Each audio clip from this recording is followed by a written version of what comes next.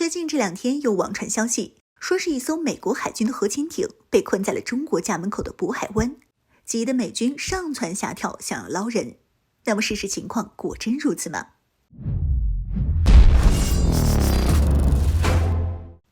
？Hello， 各位老铁，大家好，欢迎收看本期密财虎，我是虎妞。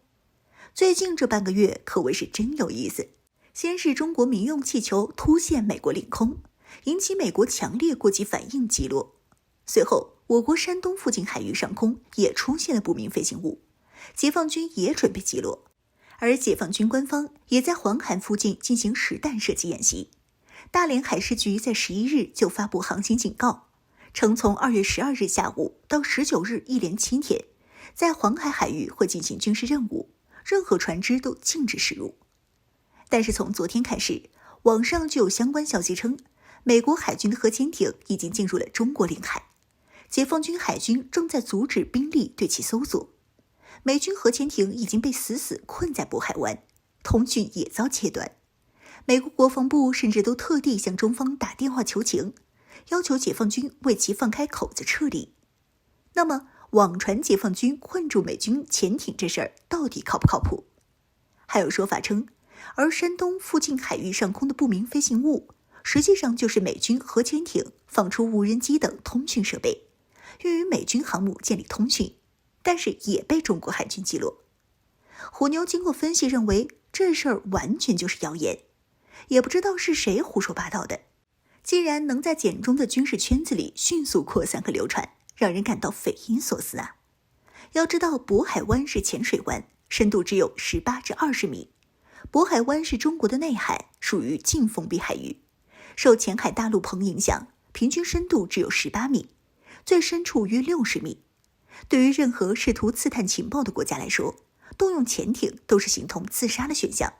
所以美军有多蠢才会这样做？而且一般情况下，美军核潜艇的高度都比渤海湾的深度还要高。以美军海狼级攻击核潜艇来举例，从指挥塔顶部到船底就有30米高，这个高度已经超过了渤海湾的平均深度。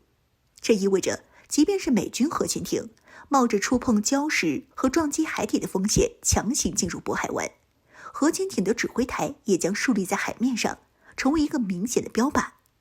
所以说，美国核潜艇进入渤海湾是不可能的，除非是美国军方高层精神错乱，或者是脑子进水，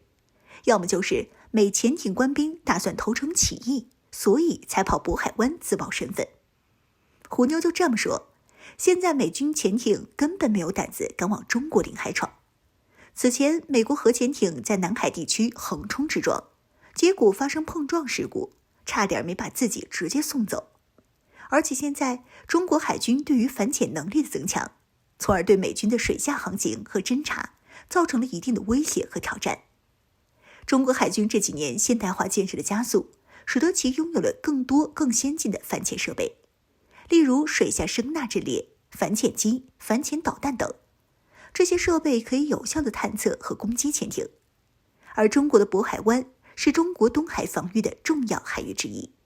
毕竟渤海湾是国内一个非常重要的海上交通枢纽，连接着黄海和渤海，是中国重要的经济区域之一。如果有任何军事冲突，无论是意外的还是故意的，都可能对该地区的经济稳定和发展带来严重的影响。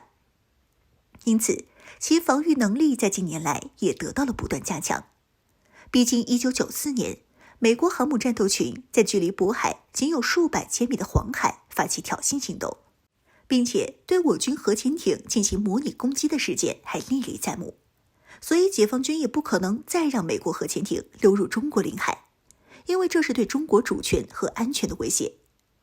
渤海湾地区的声纳等探测设备对海上目标的监测和探测能力越来越强，特别是对于潜艇这种水下目标的监测，能够实现快速响应和追踪。此外，中国的反隐身技术也在不断提高。美国潜艇采用的隐身技术是其战略优势之一，但解放军对此的反制研究也在持续进行，如采用多种声纳设备、反潜卫星等技术手段对潜艇进行跟踪和定位，使得美国潜艇的隐蔽性大打折扣。所以说这事儿太扯太离奇，在这种敏感时期，这种谣言疯传的不正常，显然是别有用心的人造谣。对此，虎妞只能说保持清醒，一切以官方通报为准，免得被别人带了节奏还不自知。